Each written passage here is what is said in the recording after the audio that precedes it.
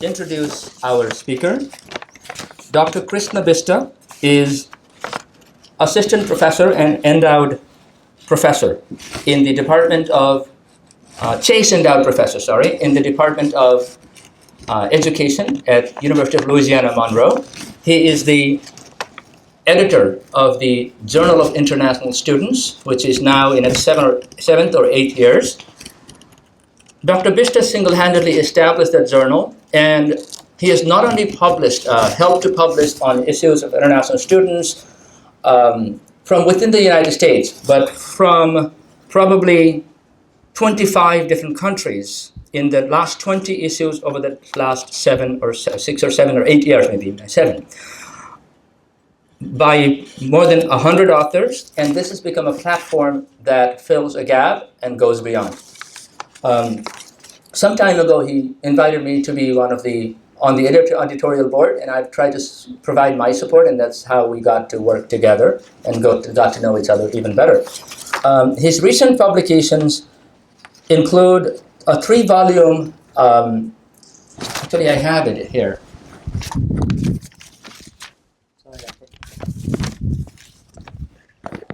Besides this Journal of International Students that I just mentioned, this is a 3-volume book on campus support services, programs, and policies for international students.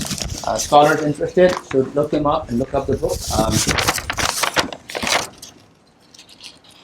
And beside 15 or so other publications in a short period of time of 3 to 4 years after he's completing his PhD. You might wonder, how did he establish a journal and engage such a global community of scholars and help fill a gap in the field of international student studies while he's only 3 to 4 years in his job? He actually started when he was a graduate international student himself. Not only a graduate student, but a graduate international student struggling with some of those issues, some of which he shared this morning. And so I just wanted to highlight that as international students, maybe on the one hand you have some weaknesses, but on the other hand you probably have a passion, vision, strength, experience, knowledge. You shouldn't devalue the one because of the other. And he's a living example of that kind of person as a former international student. One quick other thing that I would say is that in his scholarship and also in his journal, what I see is that he doesn't treat international students as those others coming here, but instead American students who go abroad are also treated as international students. It's very important in a globalized world to look at the two-way traffic or multi-directional traffic instead of simply looking at internationals as the others. We are all international. Without further ado, I could go on and on, but let me invite Dr. Bista for this conversation, Professionalizing International Students, helping them navigate cultures and contexts of communication. Dr. Bista.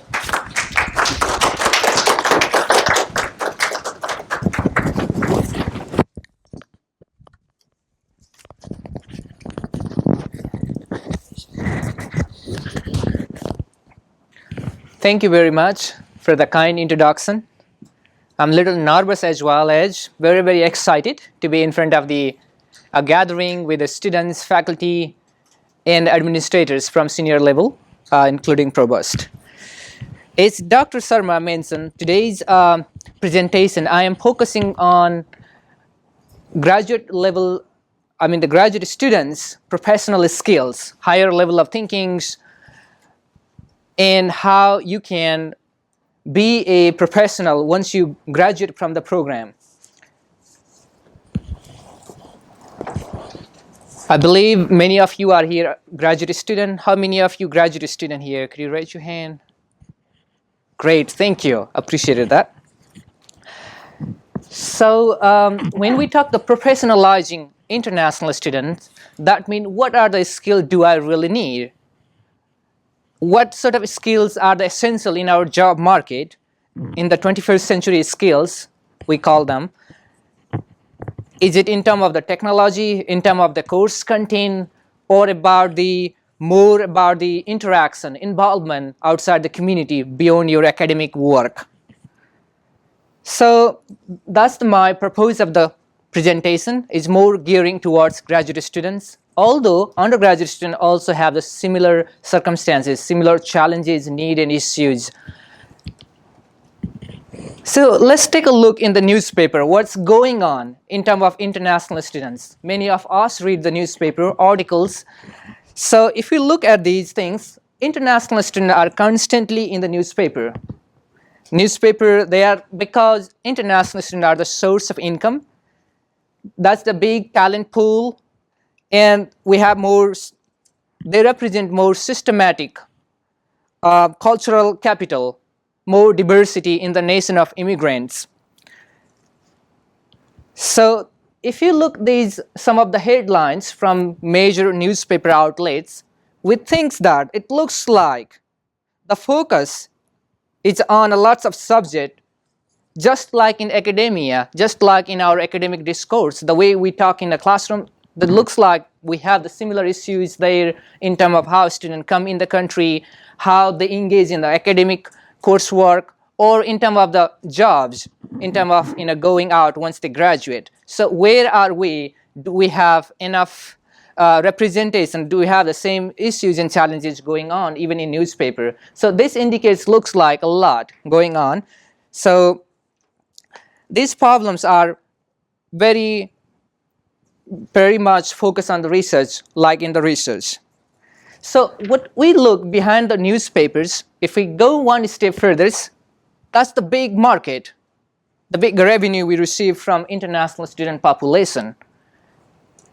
And look at the number of jobs created based on the money they spend in their tuition, in their living, housing, and other areas. So that's a big industry, right? And sometimes international students are labeled as a cash cow or ATM machine, because you constantly pay, you pay more than local student, domestic student. So that's how they are labeled as cash cow, because you pay them in advance and you have sources from parents or from different areas. So I guess this is a big industry in the context of shrinking budgets in the universities. Many universities make a policy to recruit more international students to support their ongoing programs and services. If we go further, the big bubbles are a big source of money in the east and west coast, or even in the center. The bigger the bubbles, the more money they spend, billions-dollar industry. So basically, that suggests that more international students are in New York, Massachusetts, California, Texas, Florida. These are the hot spots, the center of attraction for many international students, either in terms of good programs or having more relations of these students with their families, friends, other partners. So if we go from the bigger picture to, say, in the state of New York, where we are here today, we represent the rank second in the country, national rank second. But if you look at the Stony Brook, where we are here, we rank 5th in the state of New York. And considering that our number of international students, as I got the report, it's 5,100 international students, that means this number can create 2,185 jobs. So you are potential, very demanding.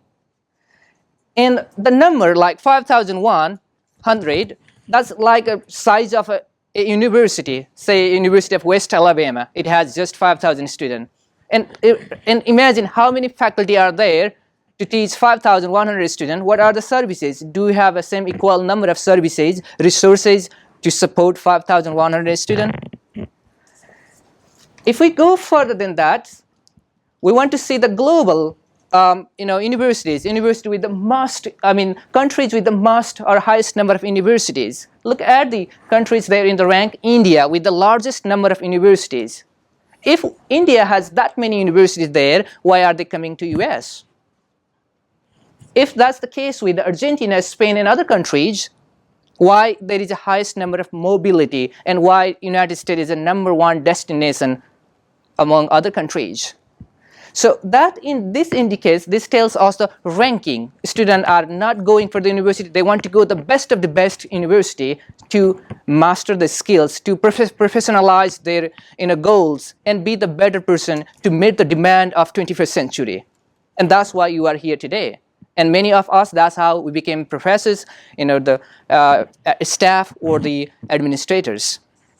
So we are looking at the ranking, global rankings. This suggests that this is according to the Times Higher Education 26. Out of 25 top universities globally, 25 out of 25 universities, 18 are in the US. And the global ranking includes 800 best of the best universities from 40 countries. That means 217 out of 800 universities are in US. That's why we are the number one in Target. And you are going the best of the best school. And Stony Brook, guess what's the global ranking? Actually, it is 201 out of 800, but it's still best. And then global ranking also matters the type of program. So you may be the best engineering program, or maybe the best in the English program or psychology. It depends. So global ranking, it's not only include based on the number of students enrolled, but the outcome in terms of the research, in terms of how many graduates are professionalized, how many of them are the in the job market. So there are several factors to count that global ranking. So with that number, ranking, and then money we receive from the international students, if we go there, what are the contexts in the research? Where is the research? What are the resources for us? I was actually interested, the person interested working with an international student, I want to pull out the resources, existing resources. So I got the first, I think one of the best document published in 1926 as a graduate student writing an international student, a thesis, a dissertation on international student. That was about 90 years ago. So international student thing was not of the things of the right today, although they were called foreign student or non-native speak English speaker, or there are different terminologies to represent the students, but still the research was there from beginning. So there is another one in 1968. So looking at these, the documents, it says that international student challenging and strength, but still they remain shallow and superficial in today's context. They are not included in the mainstream of the discourse. What is striking mostly, that's from the previous dissertation, is that a lot of academic scholarship and professional conversation is similar today. The conversation that we saw earlier, 48 years ago, 90 years ago, we have still the same discourse. We are there. Maybe one step further, or maybe still there. We are still there. In this dissertation, these are the three problem statements. That's how we write the thesis, the purpose of the study, and then problem statement. These three problem statements, I know it's not clear, visible from the distance. It focuses on three main points. So student engagement in college, involvement with the local communities, on-campus services, and the assessment. So this thing goes beyond the linguistic thing, beyond the language and communication aspect. So if you go to the academic, you see this more focusing on the language and communication aspect. So what about the international student research and the field? How far are we? If you look at the pie chart here, the pyramid, I was Googling all the information from the very beginning. What is going on so far is there. Google indicates 120,000 results on international student. That sort of amount. ProQuest, these are the databases. That includes archives, the research articles. And then the major publication like Taylor Francis or Sage. And then if you combine all of them, at least 8 doctoral projects are written on international student. At least 10 peer-reviewed articles are on the international student, and 200 newspaper reports, like the earlier one we saw in the Chronicles or Guardians. So that's the highest amount. That's 8, 10, 200. That's per month on average, every month. So that means we have lots of research going on international topics. And it's a hot cake for us. And so research scholarship is not limited. We have plenty. We have very expanding, truly expanding. The sheer amount of the work produced today is stunning, very stunning. It's a lot, quite a lot. Look at the number of doctoral dissertations produced from the university. University of Southern California, 386 doctoral dissertations. I know this is the university with the largest international student, over 10,000 in the US. And we saw the big bubble in the California side. So we have many California university. So same thing applies even in the New York. We have few. So that's a lot. It's really amazing the number of projects on international student.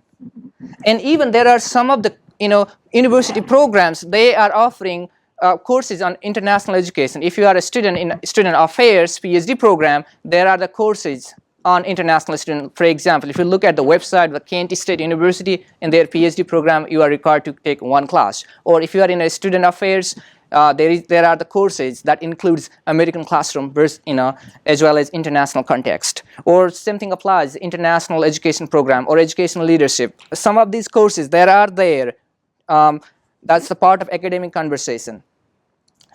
And in my journals, I was listing, these are from the JIS, Journal of International Students. That's the copy Dr. Sharma earlier, displayed. Here are the copies. You can take a look in some of the business cards. So you can have, if you have a questions later, if I'm not able to address.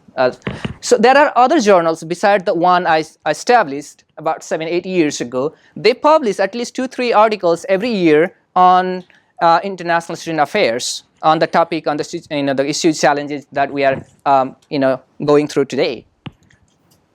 So in practice, what happens then? If we have that, does the amount of the publication, does the amount of the research and scholarship published in the field reflect what we see? It's in the newspaper, but the bad news, not that much. We don't have enough practice the way we see in the research. Okay, in this part of the information, what you see is, that's the interviewed with the American professor who teaches Chinese history. It suggests the challenges in writing and then thinking. So, in professionalizing international student, considering the higher level of critical thinkings, that's the one problem indicated there. Very little. Do you mind reading, because it's pretty short and I think.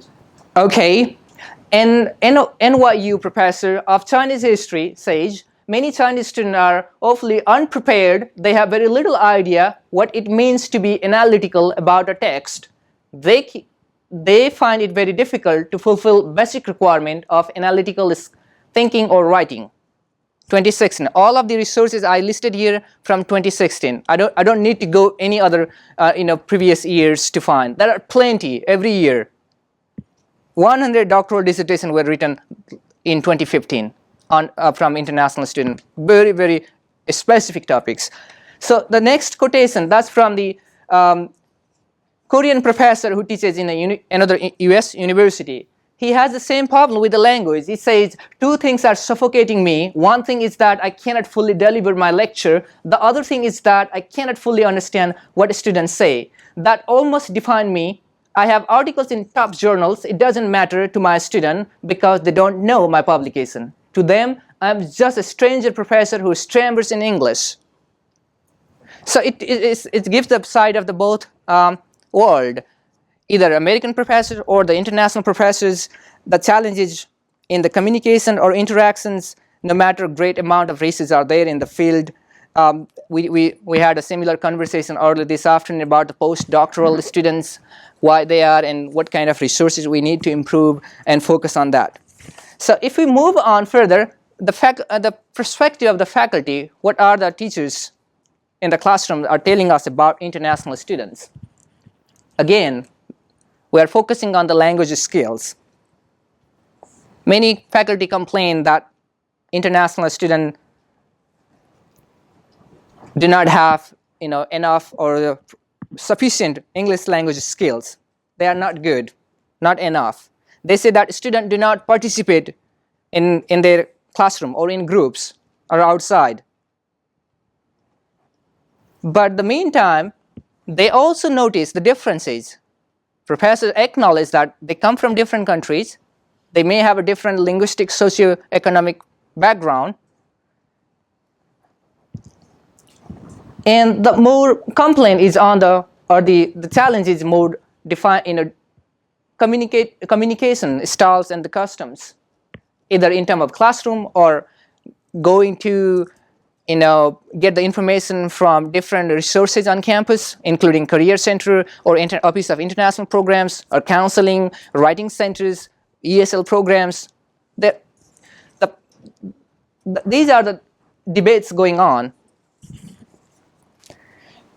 So if we look at the other dimensions, if we focus on the major problem is everyone identified is the language, English language. Is that all? Is that the only problem we have today? What about your multicultural, global perspective you bring into your previous education? You are coming from different country, you have something more other than English language problem. So the key issue for many of us, it's as you see in the literature, is the language and communication. Then we begin to understand why the discourse of international students has not been large, why it was stuck in last 20, 30 years ago where we started, why we are not moving further, why is it so long? So the problem of the English language, I know, as you know, is real, right? That happens, yes, even for me, that happens to me, because I was probably one of the best teacher back home. I taught few years English, I was okay, no problem. Right after here, when I came here, all of a sudden, it's disappeared. Looks like I don't have enough words, I don't have enough sentences. All of a sudden, I was struggling, and I thought maybe my English is the worst thing. I should improve on that. So I began to focus on my English language in the first few years. So I know English is a real problem, but most of them, for most of the students like you, it's only the tip of the iceberg. If you get some time to work on it, you can do it. You can go beyond that. So the other one is that we say that you are international, so you are likely to not to know it because you are not the American students. You come from another place. So international is not a problem itself. Although we have our differences, we need to embrace. We have to celebrate our differences. We need to acknowledge you have a difference. That's your identity, and that's also value, and that also works. So intercultural, definitely it happens. It's a barrier, but there are the ways. The way you bring your previous experience, either from your classroom or from your language or any other things, that matters. That should go into the play. If we look at the other aspects, educational,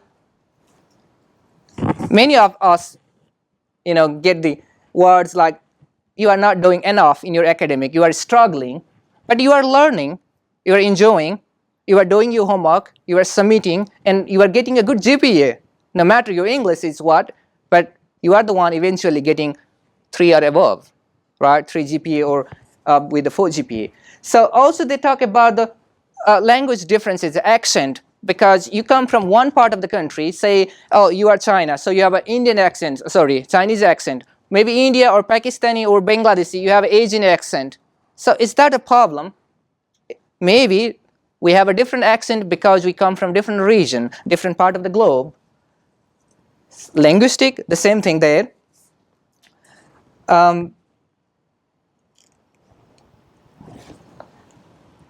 Okay, so I know we have that language problem, but it doesn't mean that these are the only problem.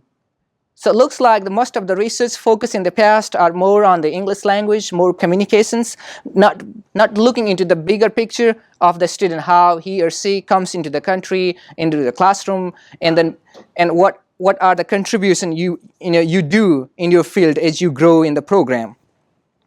So if you look from the student perspective, and I can bring my my experience. I can still remember, it's not that many years ago. When I was a student, for me the first thing was exploring. It's like doing some little adventure. Somebody takes you to the international office, somebody then tells you go there, you have a map and you are exploring yourself. In the next few days, here is a course, here is a syllabus, here are the things, so read, remember, and then do your homework. In few days, oh no, you have to change your passport, go there. And other days, you have to find your better apartment. Things are moving fast, so fast, right? You have several social and cultural contexts. Maybe you need to go for your driver license or your ID cards. Too many things. How do you know in a short time? Do you have enough time? You are in an orientation, looks like this is important information, the other one is important information. You are struggling constantly. Same thing in the academic context. Sometimes you find information interesting, sometimes boring, because you learn these things in different way. Maybe back to home, you have more teacher center, meaning you get more lectures rather than you are speaking in a classroom. And when you see many American friend or even the friends, other friends who are familiar with the American context, they may be speaking a lot. They may be contributing. How do you know that? That's the thing you are expected. So that was a part I was struggling when I was a student. I didn't know that I should speak. And nowadays I see some of the students on campus. For example, I have one Indian student. He was told that if you speak, you are great, you get the points, you have everything. So he started speaking everything, and his friends, classmates, few days later, he is crazy. He speaks whenever, without context, without necessary, he keeps on speaking. And he assumed that speaking is the only way to get the good grades. So in the language and then communication, when these are the two broad words in different contexts, I think we need to look overall how a student come in and go through different stages. In terms of language, I want to say one thing.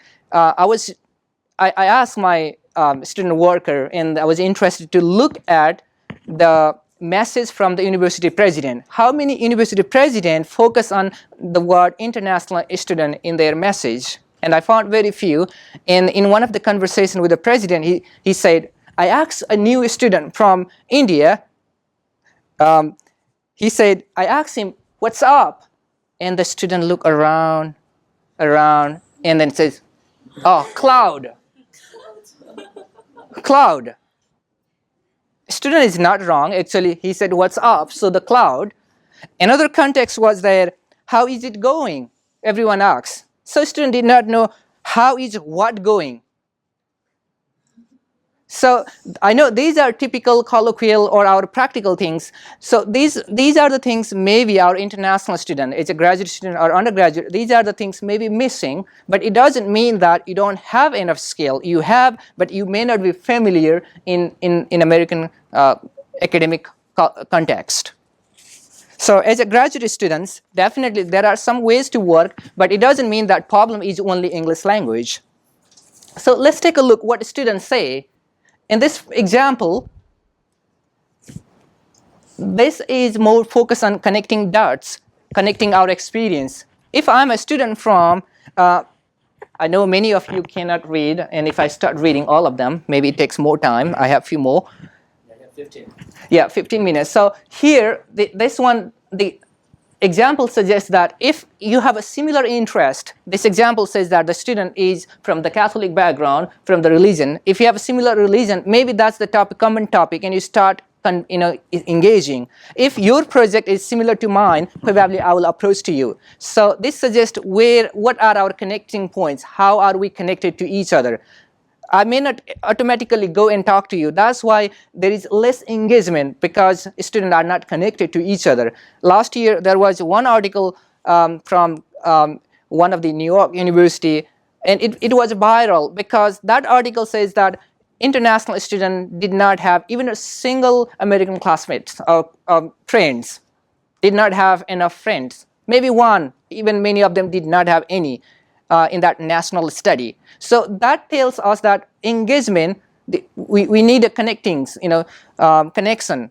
Either that could be in terms of the similar research interest, or maybe because of religion or any other things. So the second one also talks the same thing. There is a Muslim student. He is attending a church, and he was invited, and that tells us the culture shock,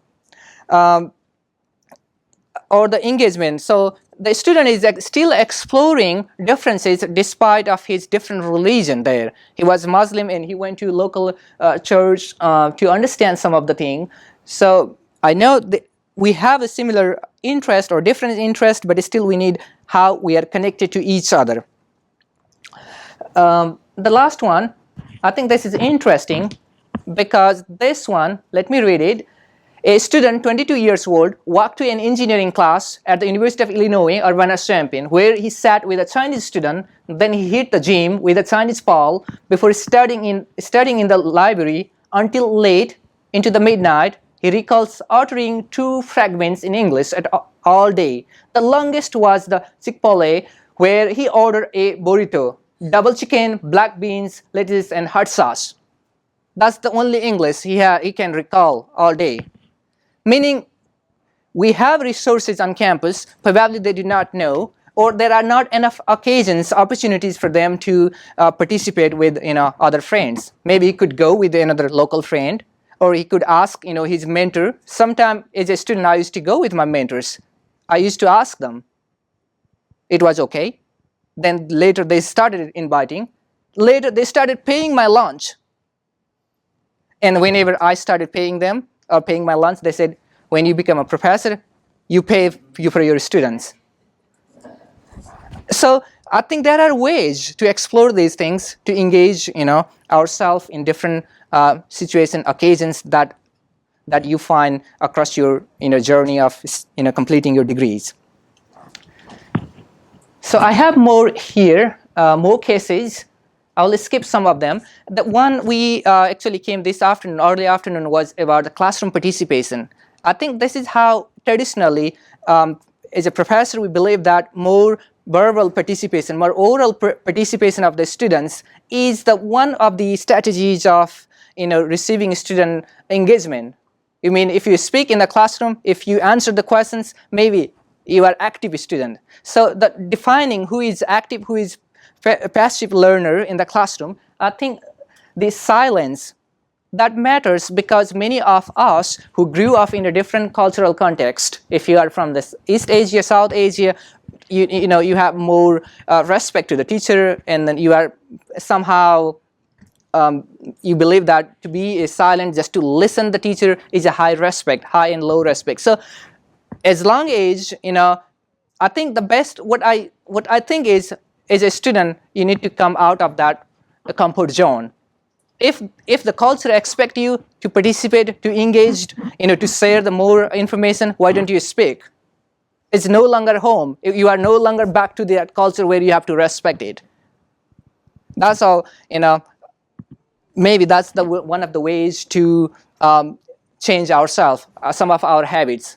Many habits are personalized. It's so difficult to change because you grew up in that way, right? However, when it takes you to different contexts, I think we should change ourselves. So there's another quotation also includes the similar case about the identity, how identities are shifted, how you are assimilating in a different culture. It's no longer the same thing happens for you because we are approaching to more global, international context. So what are the bigger challenges or the broader challenges in the field of international students, more professionalizing international students? I think based on the research or based on the articles I have read, is that the policy is very different in the US compared to the rest of the countries, compared to Canada, Australia, or UK. We do not have a national policy or institutional strategies or pedagogical response in the mainstream of our discourse. What does that mean? Policy means how government, how the country decides what we do. We have different documents, maybe from the NAFSA or from the Homeland Security, but it's still more focused, centralized policy that address the concerned challenges of international students. We are still behind compared to the other countries. If you look up the downloads, check the internet information, other countries definitely have. Even institutionalized policies are different. Now we have senior administrators, so definitely he's working on it. So the best thing is if we have a national goal policy, because you are a part of the internationalization process. You are educating locals, you are learning from the locals, you are educating faculty, staff, everyone. You are the agent, change agent. So the other one is the scholarship. I know you know now plenty of the scholarship, but less practice. And these resources do not address, they are not going beyond the language problem. And students' needs are not well addressed in our service units, graduate level writing course or ESL centers or international programs. This is our current approach. If you can see it, we are more focused on the recruitment. If we have numbers, that's good. We get money, we are happy. And we don't have greater ills, we don't have outcomes, better outcomes. If you look at the Office of International Programs, it's more reporting to the government, reporting to the local agency, and the less programming, focusing on our student population. Faculty and the staff services, definitely we have more diverse faculty and the students. If you look at the number of the faculty the international faculty, we have a lot. Every single school and universities across the country. But the engagement, very less.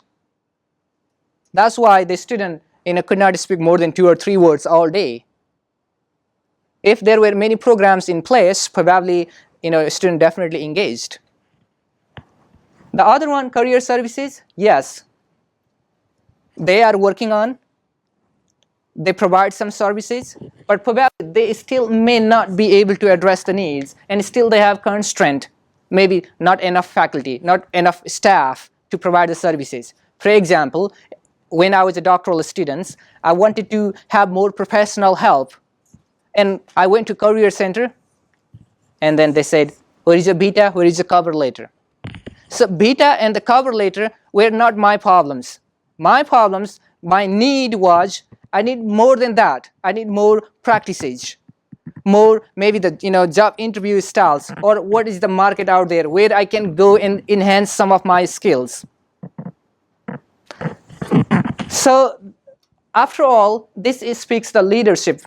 Where is the leadership goal? What are our school administrators, university senior level administrators think about the role of internationalists? What are their goals, mission, visions? Do they align with the institutional priorities when they plug into international student success centers in terms of writing center, career center?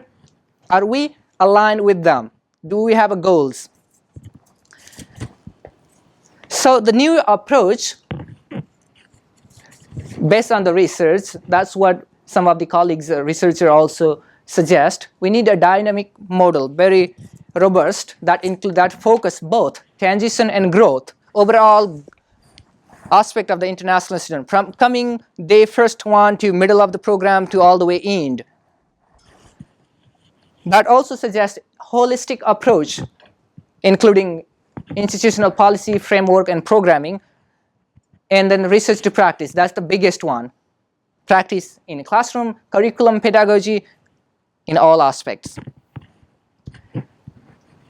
And this is the part I like, because all international students are not same in terms of their needs and challenges.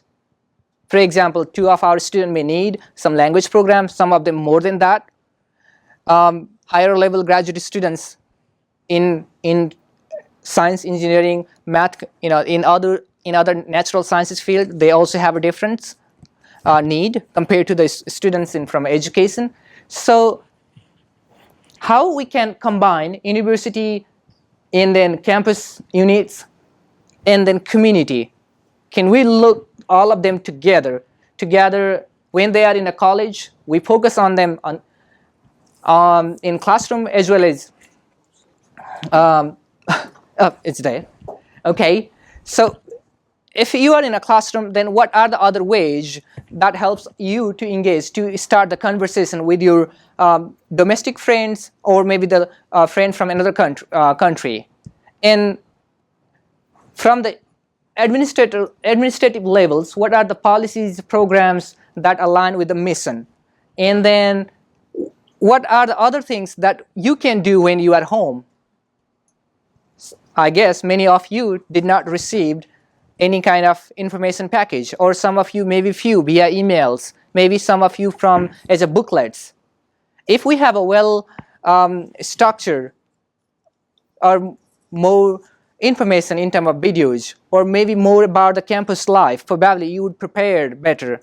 And when you come, instead of giving all information at the same time, if you receive the information as you grow over the time, probably that will help you to professionalize your skill.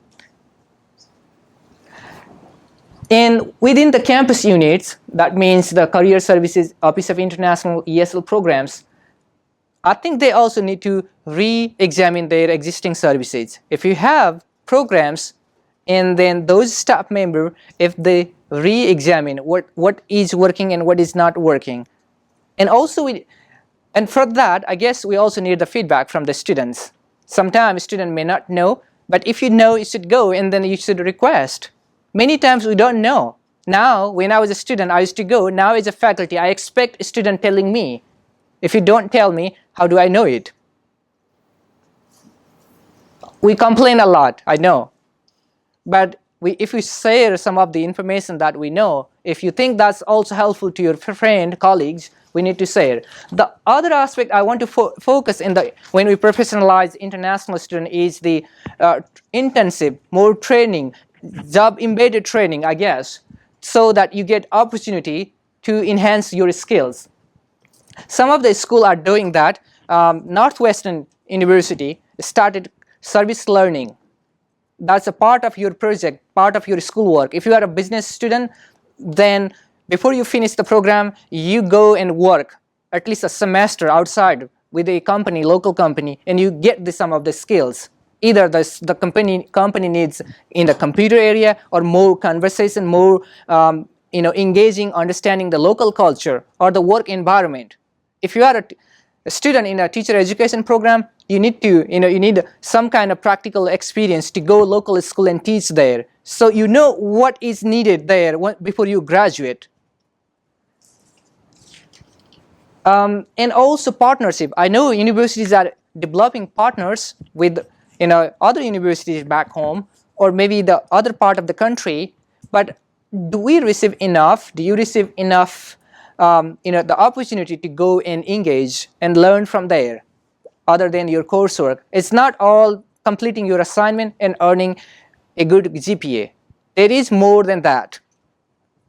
So language, communication, I know these are the basic thing, maybe one or two minor thing, but there are more things beyond that. So why do we need all of these? Why is the need of professionalizing graduate students? Because we are in the age of internationalization, globalization. If we want to globalize our resources, we need more interaction going on, more being familiar with the other part of the world, acknowledging our differences, understanding different languages. So also, we need to develop higher level of social intellectual growth of our student, more engagement. Then I know definitely revenue, national policies, and other standards, all of them should align with our goal of strengthening resources for international students. Definitely, it also helps campus diversity. We are best. We are the we are the one of the global ranking university today because we have many international students. That suggests That indicates clearly that we are a diverse campus. And the study program, because we want to educate our domestic student, American student as well, participating in overseas program, study abroad programs where they can go and enhance their skills. Thank you.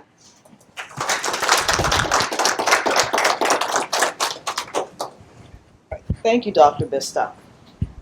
Thank you. Before we move to the next part, the fun part, this is always fun, but before we move to the next part, I want to leave you with a few words.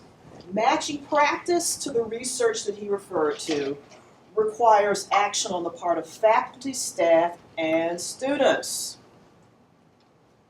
The American University is all about agitating for change. Things happen on campuses because there is someone knocking on the door saying, I need, I want, or something has to change. That is an essential part of the American University.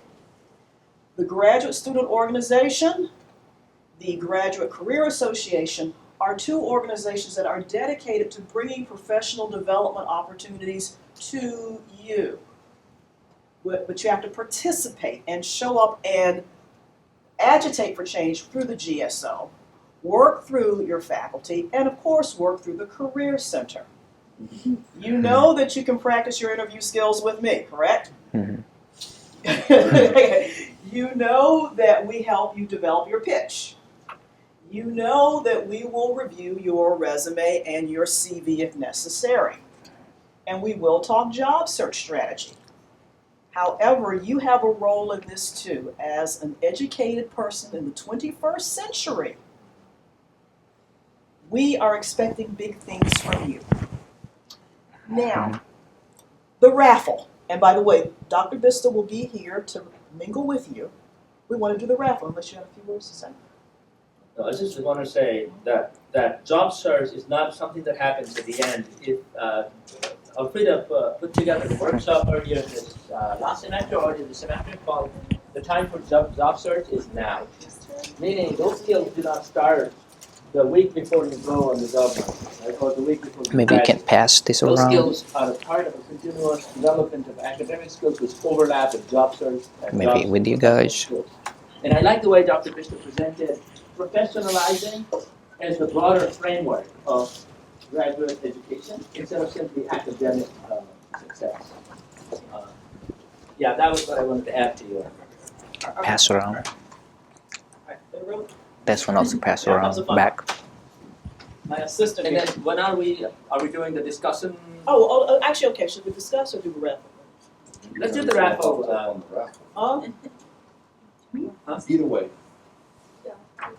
What, they want me to wait? Okay, all right, consensus is No, over. Let's do it. yeah, let's take some questions as a sort of a flow transition from Okay, there. all right, first question. First question. First question. Please. Sure. First of all, thank you so much for the presentation. As you said, a lot of us are international professionals. We began as international graduate students. Mhm. So this is something that's important to us, not just academically, intellectually, but also professionally and personally as well. So thank you. I'd like to give you another round of applause. Thank you. Appreciate it. Thank you. The question I have is a conceptual one. That is, on the one hand, we're talking about internationalization. That is a process that's made possible by the presence of international students and scholars, right?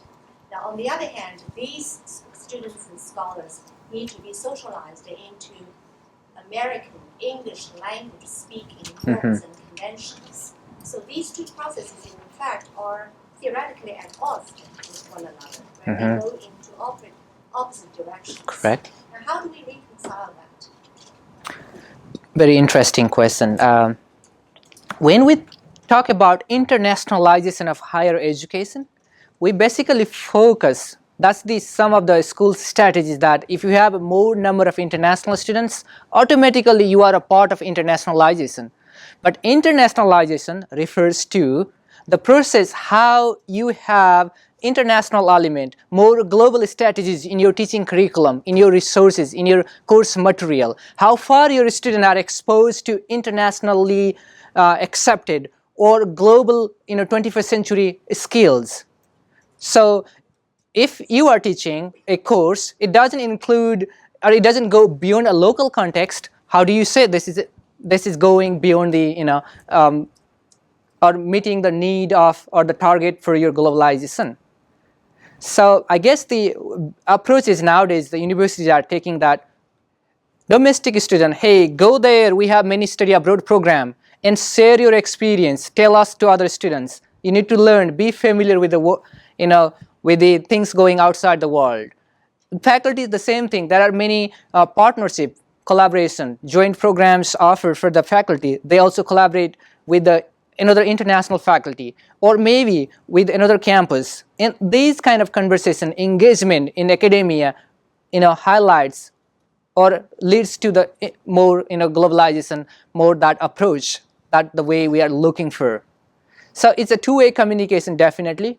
It includes the international student. They are the one group of students that inspire faculty and then help us to look beyond our box, beyond the box, because these students are coming here, they speak differently. What does it look like if I go there? Does that help me to educate, or does that help change my the conventional traditional perspective? I think it's all educating each other in changing our beliefs, views, the mindset. Definitely it gives you the new inspiration. For example, here is what happens in my doctoral program. We proposed to go out of country. All 15 cohort from PhD program went to outside the US for 15 days. School paid the trip, and we were asked to write a report. So we interviewed higher ed personnel from Spain and Portugal, two countries actually. And then when we came back, many of my American classmates had a different perspective. So that was the one small steps. It doesn't mean that takes to the internationalization, but that's the starting conversation, that they were exposed to new culture. That was the first time. Many of them consider that a life-changing experience. So we need to have some of the things. It doesn't mean you have to always go out of the country to know this thing. As a faculty, all the time, all my 20 years, 25 years spent in New York, I have many students from different countries. I can spend few hours and learn from them. That's also part of the internationalization. It doesn't mean you have to be always out of country, traveling and researching. We have resources right here, right there. Please. So I'm an advisor for the graduate programs, and I work with the students from the time that they apply to the time that they graduate. So a lot of the issues that I find that I've heard from my students, and I work with a large international population, is not necessarily fitting in academically, but the problems that they have assimilating socially. So I'm wondering, as an advisor that works with them from the beginning to the end, and this is an open question to the room, how can I help the students assimilate socially to the new Americanized ways? But is that sort of, as Agnes was suggesting, should that be seen as separate from the other goal of internationalization, as in multilateral conversation, everybody learning from everybody else? I think it's a false dichotomy. If you think about it, then internationalization doesn't have to be separate, different.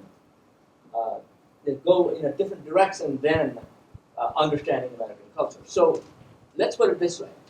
If you think that the American context is the default context, that the American educational culture is the default educational culture, that is the default language, that is the default everything, then I think we'll get it wrong. Because if the students are assuming that the outsider needs to assimilate and become one of the insiders, I think we'll get stuck in that same place like 40, 50 years ago. But instead, I think there's a different model now, which is people are able to meet at a place that is not exactly the local student's domain.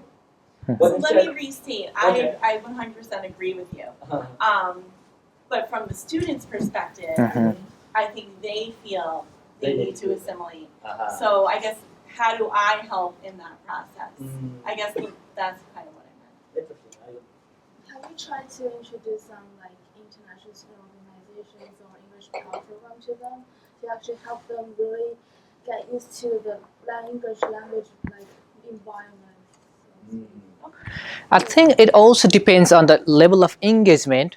Look at the domestic students' schedule. Are they full-time students? Aren't they busy? I think many cases in my school where I am teaching, domestic students are the full-time student elsewhere. They are taking a couple of classes here, there.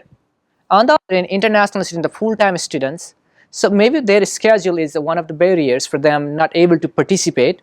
The other thing is, it's in the mindset, international program, Chinese Student Association night, Nepali program, why should I go? Many of these students sometimes do not know the value of this one. But if you ask the, as a professor, if I ask them, hey, there is a one pro event, go there, please find something, and then make it, connection to the course that I teach, the lesson, all of them will go for sure. And they will explore some of the things. And I know there are 2 or 3 interesting research going on there. One group asked why international students are not going to participate in American events. The other one asking why American students are not engaging in international events. So debates are in both sides. So it depends how we help these students connect between these in the value and importance of these events. Trista?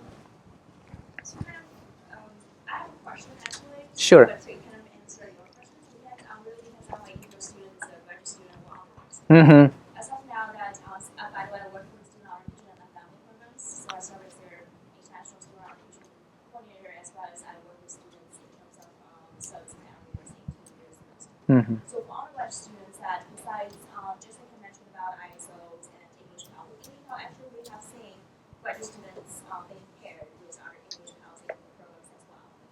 English is pretty much a semester-long, 1-hour conversational program that they will be paired with domestic students in terms of practicing English and socializing, having dinners, having Thanksgiving together, and all that stuff.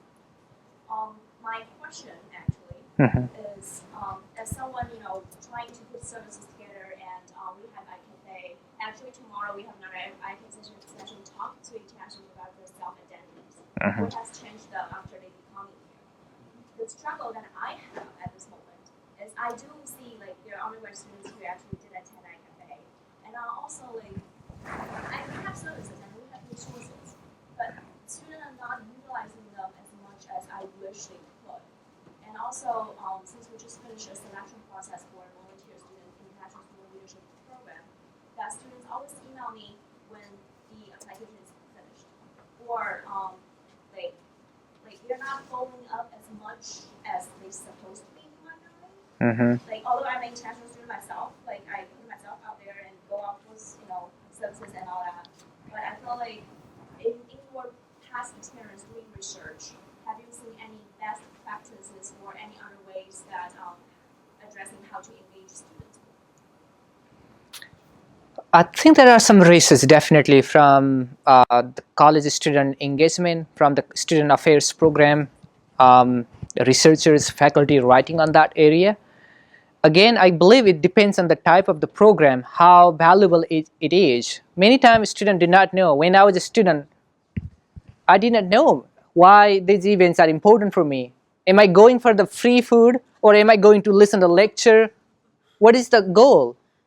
I don't know. Or is that something I'm going to list on my beta? So we don't know the references many times. And then look at the students too. Some student from the science, let's say a chemistry student, is so busy in the lab, he doesn't know whether that multicultural event is important in his career. But if we tell this student that when you go job market or later on, you will be interacting with a student or friend, people from different culture or contexts, then probably he would, oh, okay, I should go and learn some of the things there. So many times we don't know what we need to do. Dr. Sarma? Is it sometimes students say, I don't need this or I don't like this. A student bluntly told me that he doesn't like the assignment that we were about to write in a writing class 2 months ago. And I asked him, how do you know what you like before you know what it is like? They decided that they don't need writing, right? And then I had to force feed them. Luckily, in my class, there's such a thing called grade. So at the end of the semester, I'm going to ask him, did he like that thing that he said didn't like? I mean, after having to do it. But I don't think the same applies in the case of services like Tristan's. Maybe we need a combination of different approaches. One would be food. Another one would be certificate of reward. Another one would be friendship and partnership. Socialization. Maybe music. I don't know. Like Dr. Bista was saying, this is an unsolved problem in many universities. And in the context of internationalization, it adds one more layer of challenge. That the students may think, I don't need to go there. I can't go there. I don't feel comfortable there. I think it just adds more layers of barriers. I think back to Dr. Sarma's point. Actually, I did distributing certificates print nicely, and whoever participate will get one certificate. Whoever. I'm not sure in the context of America. But that helps for students some time to come. So first of all, I want to second Dr. Sharma's idea that there should be food. And second of all, I'm intrigued by Professor Sharma's earlier comment that international students should be thought of as two-way traffic, and that there are American students that are going abroad as well. Is there any work in the field, or is anything done here to bring American students who are coming back from a study abroad to speak to international students who are visiting here? Because that might be a good group, good pair of groups. I have a perfect example to add to that one. Because recently we just finished the International Student Ambassador is a student leadership program that we offer from our office for undergraduate international students. For those are you can see them as like an international orientation process, but not so much academic focused, more cultural and adjustment focused. I recently, after I finished my selection process, and seeing a good amount of domestic students had study abroad experience applying to this position because they want to contribute more, they're interested in this population, they want to find out more, they did English PAL, they love their PALs, and they just wanted to give back to the university and community. In fact, they're members of this community, if we understand them as international students. So I'm happy to see that. Yeah, that seems very generous. This is happening, in fact. Yes, it is happening. One fascinating thing that I came across in my research, I've been visiting universities to find out how graduate international students are supported in American universities. At Cornell University, I found out, I was talking about this is local domestic undergraduate students are invited to be students in mock classrooms where international teaching assistants learn to teach. And guess what? There's so many students volunteering, they don't have space. And I'm thinking, that's an interesting dynamic. So the idea that they're helping and giving back something to others seems to be so powerful. That's probably more powerful than food. Excuse me. How many of you are, I have a question. I have a question for the students. How many of you are under pressure from your families to graduate as quickly as possible? Go ahead. How many? Okay. 3 semesters? That's nice to see. No, because that's that has to be a part of the conversation. If you are an applied math and statistics student, okay, your game plan, the game plan typically is to finish in 3 semesters. Finish your master's degree in 3 semesters. If you're a computer science student, your plan, are there any CS students in here? Okay, how many semesters do you want to spend at this university? 3 or 4 at max. How about you? And so how many semesters have you been here? 3rd one, okay. So they're finishing master's degrees in 3 semesters. So there is not a whole lot of time for socialization under those circumstances. People are nodding and smiling. I say things that they don't want to say. So there's not a whole lot of time or opportunity. So when we market these events to them, we have to be careful with the language. Yes, it's good for them, but when you're taking, how many classes did you take your first semester here as a CS student?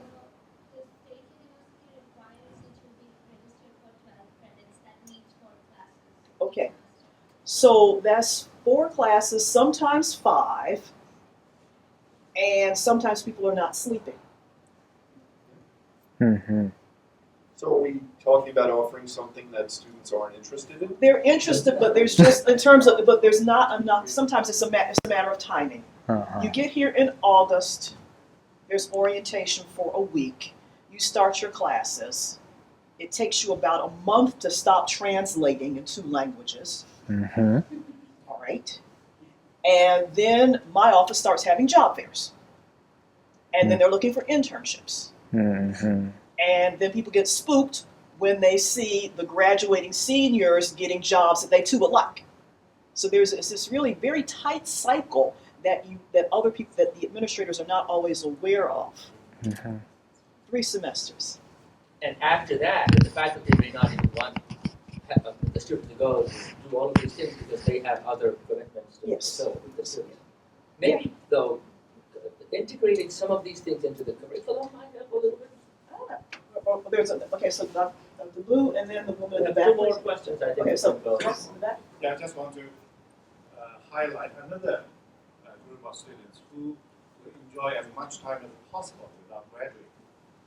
Because they want to wait, because if they graduate, their visa is going to expire. They cannot. They have to wait for the right time to get a job Yes. or OPT. So especially at the doctoral level, that's another minute. But that gentleman mentioned one thing I want to say: study abroad. So American students study abroad. So usually, if we give them scholarship, they are obligated to return to the service to international students for at least 5 hours. They have to have a global track. And whenever they return, we call re-entry experience, they are going to reciprocate, how they experience when they study abroad to help international students. So if we can look at a 2-way interaction for students study abroad to return to help international students, that's a win-win situation for both groups. Wow. And one more comment in that we talk about acculturation assimilation, and I think it happened many years ago. A neighbor is a scholar, is a professor in physics. He returned after 5 years working in the United States. When he returned, I thought, my gosh, he probably will speak very good English, but when he returned, he still cannot speak English well. So I invited him to understand why is it. He said he went to the lab among Chinese professors and fellows, went to a Chinese restaurant or shop, and returned to speak Chinese with his wife. He never had a chance and a willingness to mingle with American students or faculty. So even though the duration of study abroad does not mean that the rate of competence gain. So we really need to beef up the experience, maximize the opportunity. So the advice I have is to venture out of your comfort zone. It's always easy for you to hang out with your friends and do something regular, but you try to do something risky and realize that in a few years or few months, you will realize that experience will carry far. So I think we really need to encourage international students to take risks and also provide various kinds of opportunity beyond the food. Movies, theater, dancing, social clubs, and everything. Food is essential, but Right there. I just wanted to say that we're focusing on what the responsibilities are of the international students, but I think we need to also educate and engage the university faculty staff. They're as much as an important part of the discussion, I think. Yeah. And especially program directors, and not, like you said, not segregating them into international students and non-international students, but just forming program groups and associations of everybody, pairing them up. So how are we on time? I mean, if you want to continue and have this more conversation.